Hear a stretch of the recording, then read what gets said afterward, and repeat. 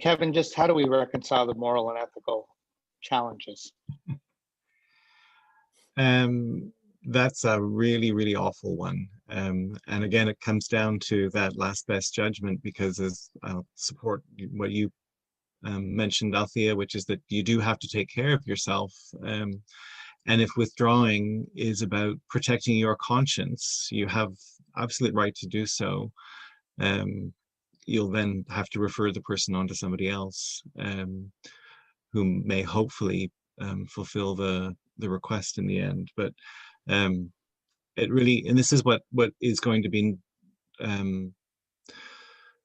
such an extraordinary thing about the terrain of the new made law in Canada, will be navigating all of these situations in which people have long felt comfortable with certain manifestations or contexts in which MAID is requested, and they can provide that. But then where these things are evolving into something rather different and very much more unsettling, it becomes harder.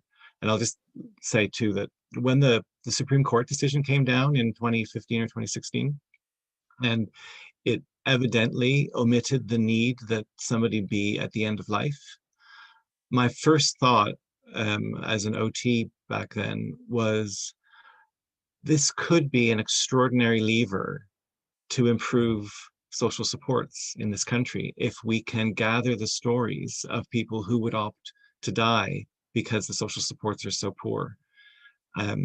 I have long hoped to get a funding grant together to try to do that.